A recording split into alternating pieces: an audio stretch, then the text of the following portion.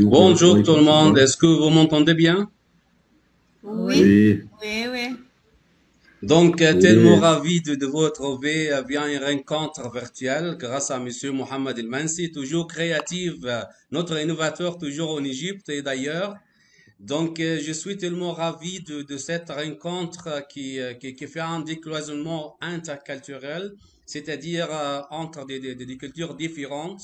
Mais on a en même temps un point commun, c'est la francophonie en même temps. Donc, je vous partage la joie avec vous et me permettez-moi de vous présenter. Je suis, comme je dis, Monsieur Mohamed El Mansi, prof de français originaire d'Égypte, mais je suis maintenant expatrié en Arabie Saoudite depuis presque 12 ans. Je travaille dans le secteur éducatif.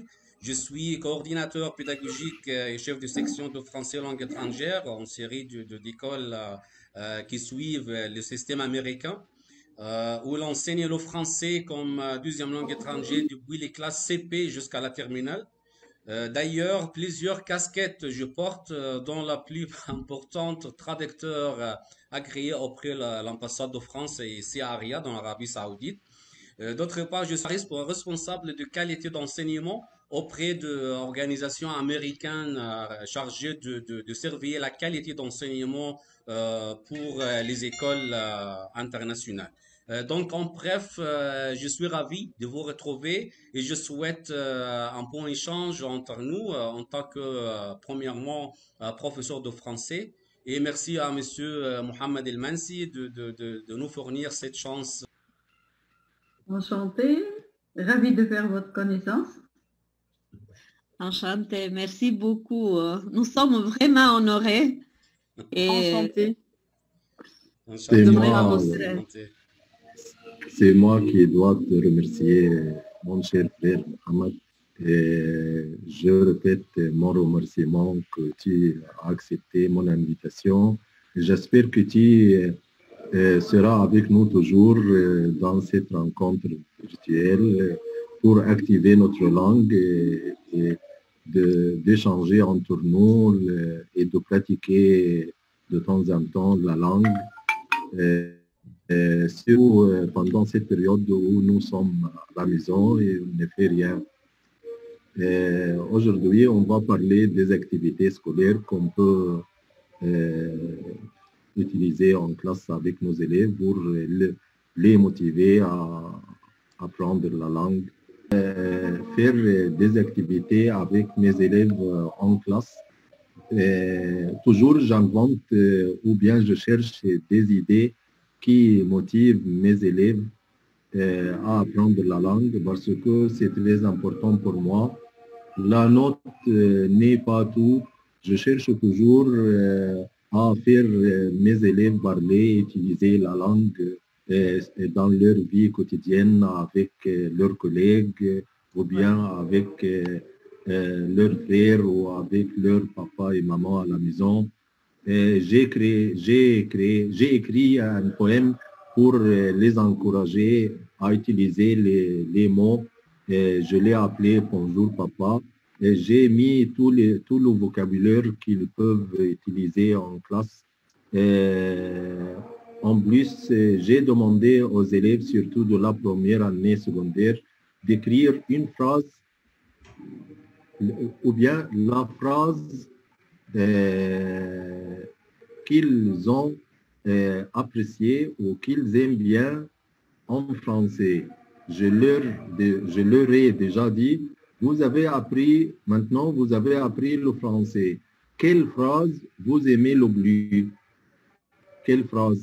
Chacun écrit une phrase ou bien un mot, n'importe le nombre de mots, soit une phrase, soit une expression, soit une salutation, n'importe quel mot, chacun doit écrire ce mot sur un papier et sous la forme qu'il aime, avec des couleurs, et on va la présenter et la plus belle photo ou bien la plus belle image, voir un bris et chacun a commencé à écrire une phrase. Il y a quelqu'un qui a écrit J'aime le français, Et il y a quelqu'un qui a écrit « Je m'appelle Ahmed, je m'appelle Aya, je m'appelle, etc. » Et quelqu'un a écrit « J'ai 15 ans, j'ai 16 ans, etc. » Et comme ça, j'ai motivé les élèves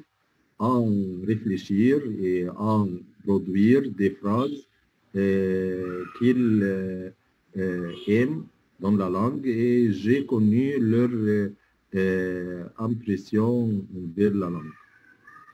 Et ils ont aimé l'idée et pour le poème, ils ont appris ou bien ils ont retenu le vocabulaire du poème, et comme ça, ils ont pu avoir un grand nombre de mots qu'ils peuvent utiliser toujours dans leur vie et dans les examens.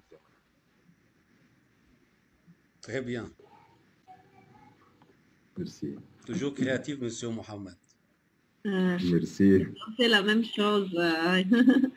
Tu vas développer surtout la créativité des élèves et pas seulement la langue. C'est important ça. Mais est-ce que tu peux écrire dans une petite présentation ce procédé qui est très, très intéressant? Je voudrais à la rentrée la faire avec mes élèves. Peut-être on va faire un twinning sur les poèmes. J'adore ça. Une bonne idée, pourquoi pas. Je peux partager la vidéo avec vous maintenant. Je l'ai mis sur YouTube. Je peux partager un moment. Oui, oui.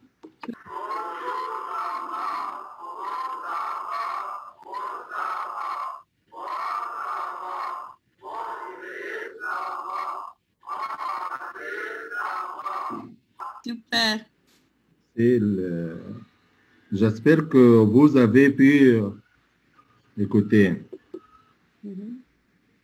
Vous pouvez nous passer le lien. Tout à l'heure, on va refaire aussi chacun. Alors, moi, est-ce que je peux partager mon activité? Qu'est-ce qui se passe? D'accord. Tu veux? Vous voulez que je partage mon activité? Oui, oui, bien Perso, sûr. oui, avec plaisir. C'est une de mes dernières activités que j'ai réalisées avec les élèves pendant les confinements. Et j'avais commencé avant à parler un peu d'un poète dans la classe du collège qu'on appelle en Italie terza media, mais ça correspond un peu à la 4e année du collège en France. Alors. C'est une poétesse italienne? Comment? C'est une poétesse italienne? Non, non, c'est un poète français qui, je pense... Un poète français? Attendez, Mohamed, tu dois me donner les droits de partager, je pense. Oh, oh. Je vais vous envoyer le vocabulaire de ce poème si vous voulez. Non, non, merci, mais comment je dois partager? Je ne peux pas partager maintenant. Parce que c'est toi qui dois me donner les droits de partager. T'as compris? Moi? Oui, dans les 3 points qui se trouvent. D'accord? D'accord, okay. Je vous ai donné l'autorisation.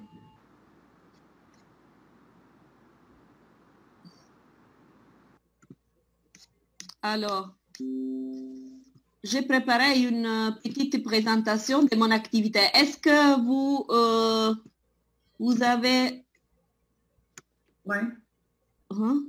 mon écran? Voilà. Oui, oui, ça affiche maintenant. Oui. Ah, d'accord. J'ai préparé une belle fiche et je voudrais aussi que chacun de vous, je veux partager les liens parce que c'est-à-dire c'est un drive, c'est une présentation Google. Chacun de vous pourrait ajouter son activité, ainsi on a un produit de cette rencontre internationale. Alors, j'ai commencé à enregistrer un petit leçon sur Jacques Prévert. Les livres que vous... j'ai utilisé Screencast. Je ne sais pas si vous connaissez ça. Screencast Matic. C'est-à-dire, pendant les confinements, j'ai réalisé des cours enregistrés. Et les livres que vous voyez et les livres de texte de mes élèves. C'est-à-dire la version numérique du livre qu'ils ont aussi en papier, sur le même livre. D'accord? Et moi, donc, comme si j'étais en classe, j'ai préparé l'explication du poète Jacques Prévert. Et donc, j'ai préparé cette fiche en expliquant presque mot par mot tout ce qui se trouve dans les livres. Et puis, j'ai donc expliqué l'auteur, sa vie, la biographie, les œuvres, etc. Puis, qu'est-ce que j'ai fait? J'ai partagé une vidéo que j'ai trouvée sur Internet, sur Déjeuner du matin de Jacques Prévert, je ne sais pas si vous connaissez, avec les mots. C'est un des vidéos que j'ai trouvé très efficace parce qu'il y a beaucoup d'images et surtout la voix est bien claire et puis il y a aussi les mots. Donc à la voix s'accompagne les mots parce que j'enseigne dans un collège. Donc les élèves doivent avoir un peu comment on dit, les images doivent toujours s'accompagner aux mots.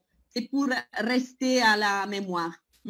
Donc, après avoir écouté, regardé, donc pour toucher tous les sens des élèves,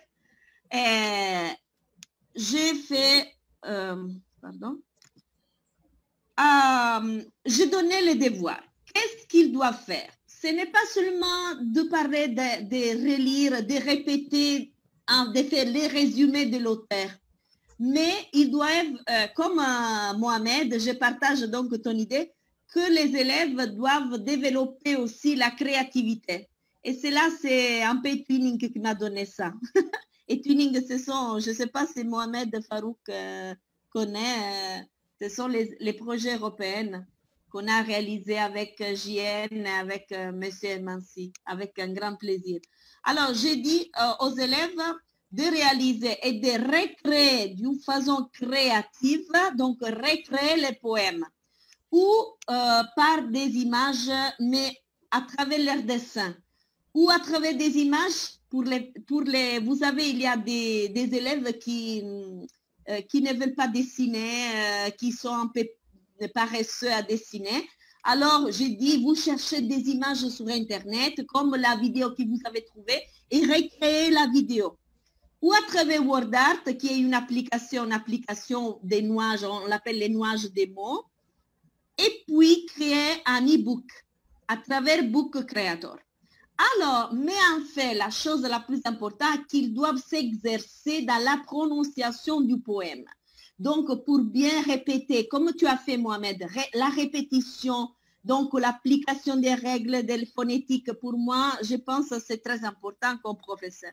Alors, j'ai donné un lien, j'ai créé moi-même un tutoriel pour créer Book Creator. C'est moi qui l'ai créé, toujours avec Screencast Omatic.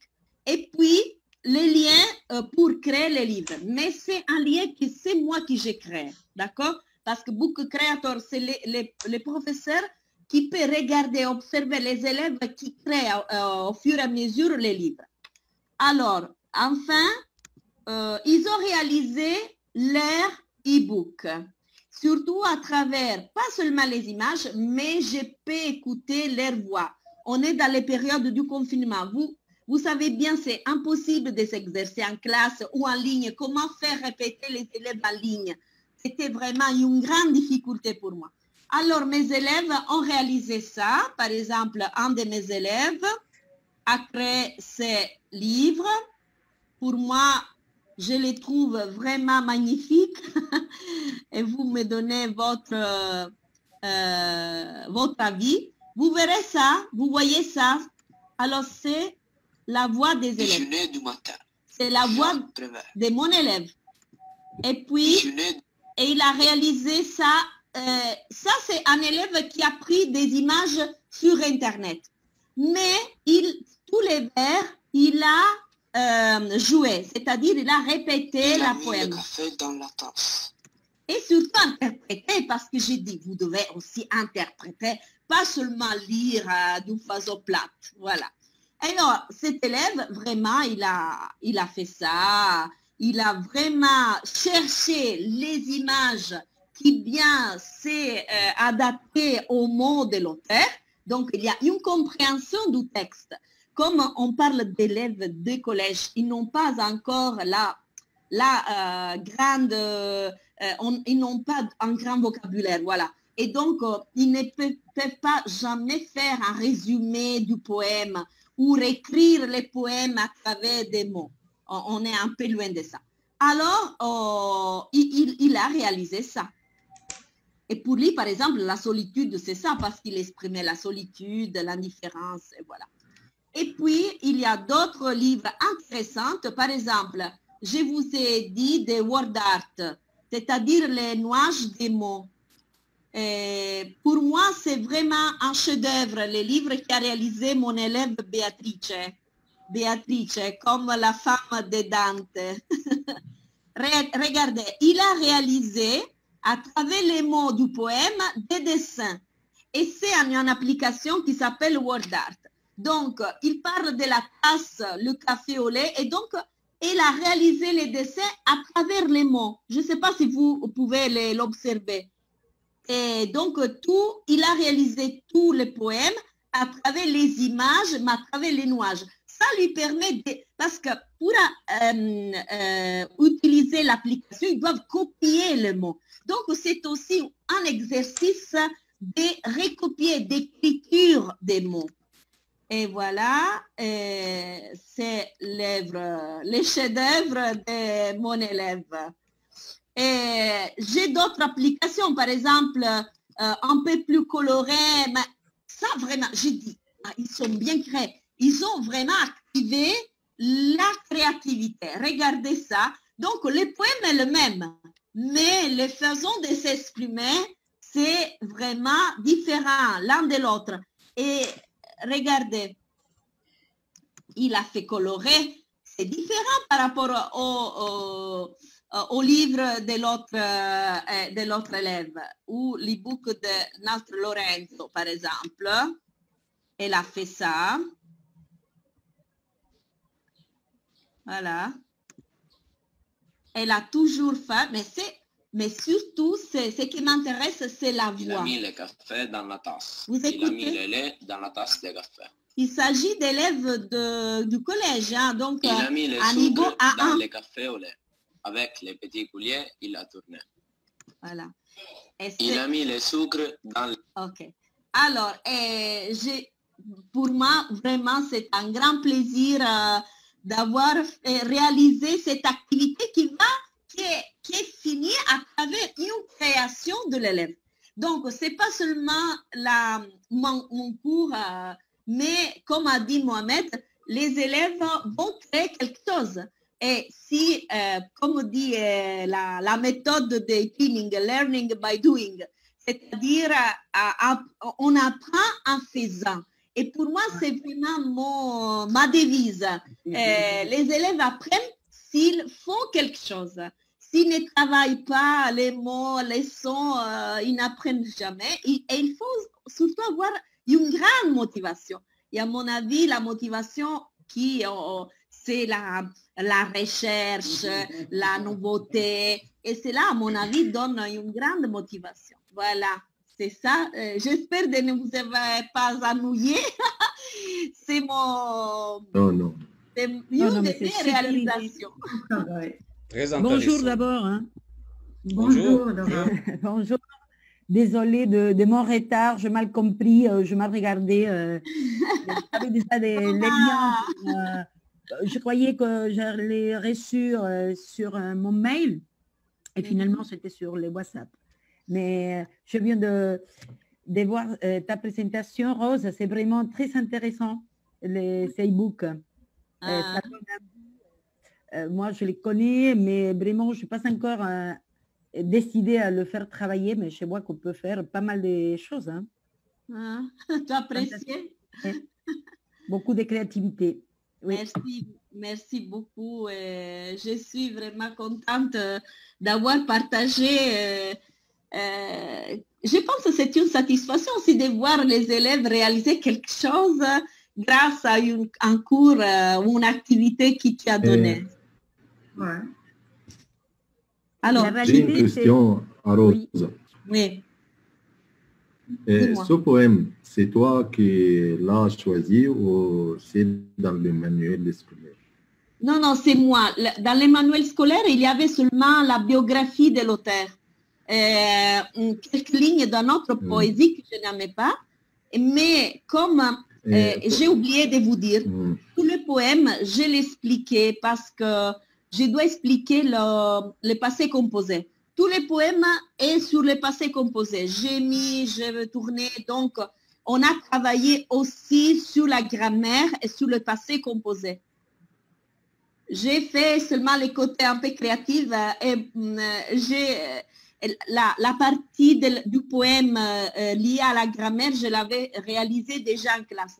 Donc, j'ai dit que c'est un cours qu'on a réalisé à petite étape. Ce n'est pas seulement les cours d'une heure ou 12 heures. Je pense que c'est un travail au minimum 4-6 heures. Très bonne activité, bravo Maria. Alors, oui, parce il y a quelqu'un qui va partager maintenant. Oui, j'ai préparé quelque chose, mais c'est un peu différent de ce que vous avez présenté. Mais c'est super ça. Parce que c'est comme les partages, ça sert à faire ça, non? À se comparer.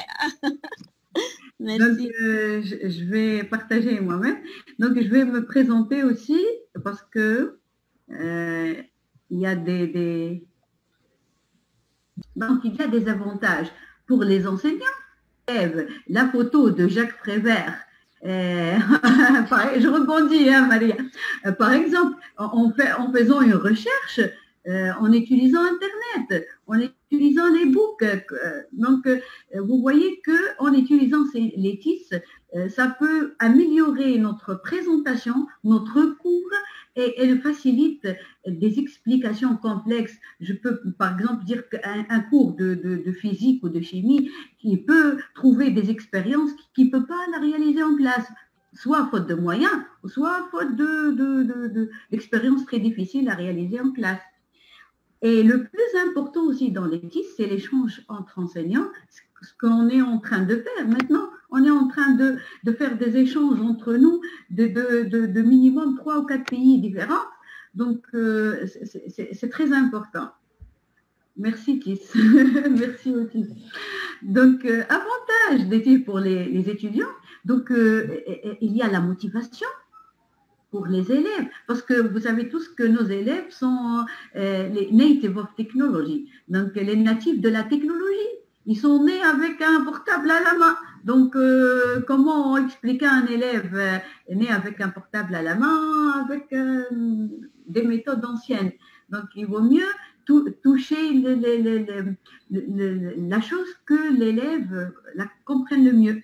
Donc, peu importe la matière que j'enseigne, il faut que je cherche des méthodes qui peuvent approcher ma matière aux élèves et créer de la motivation chez l'élève.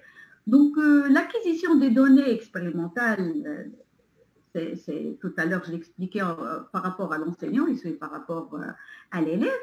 Je peux utiliser aussi des outils qui donnent directement le feedback à l'élève, ce qui lui facilite l'apprentissage. Même le correcteur d'orthographe qui est sur le Word, lorsqu'il est en train d'écrire un paragraphe en français, lorsque le Word souligne le mot, automatiquement, il sait que ça, c'est une faute. Soit rouge, c'est une faute d'orthographe, de grammaire, ou bien verte, c'est faute de ponctuation. Rien que ça, lui aidera à améliorer son apprentissage. Je vais vous montrer maintenant, passer aux pratiques, et je vais vous montrer quelques outils. Et on peut penser ensemble comment utiliser ces outils-là en enseignant le français, puisque vous enseignez tous le français.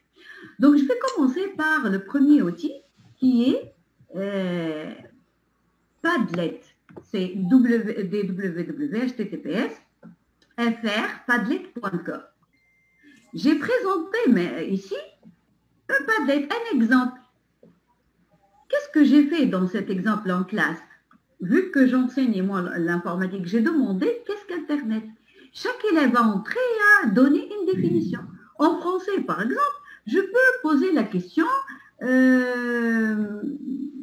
par exemple, la bibliographie, ou bien qui est un écrivain que vous enseignez, ou bien une structure de phrase. Chaque élève, d'accord, ça va ouvrir cette fenêtre-là. C'est en anglais, mais vous pouvez écrire en français. What is the name of your cartoon? Donc, proposez un nom pour votre bande dessinée.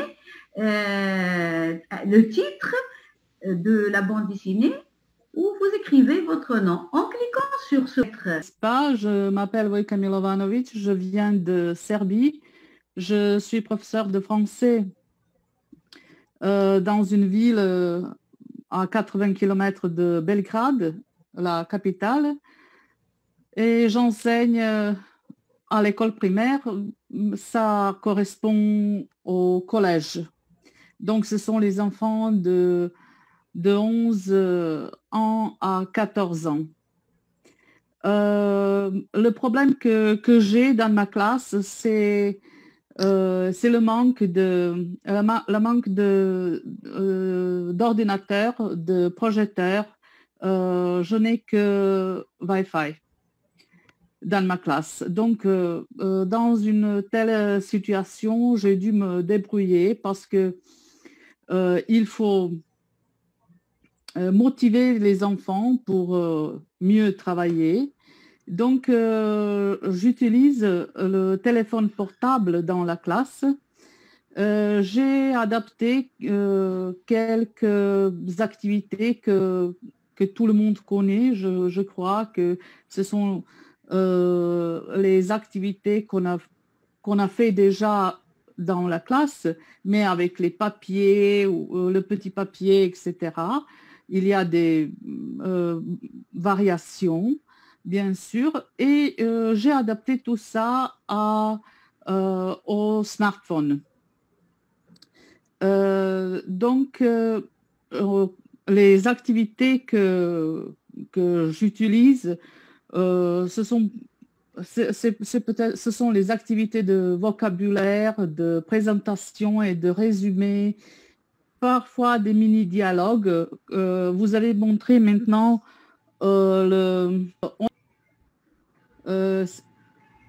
c'était l'activité de faire qu'est-ce que tu fais pendant tes loisirs, et ils ont fait des photos, ils ont inséré le texte, voilà des bulles, et ils ont fait un photocollage.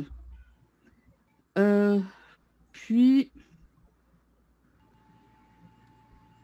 un moment. Beaucoup.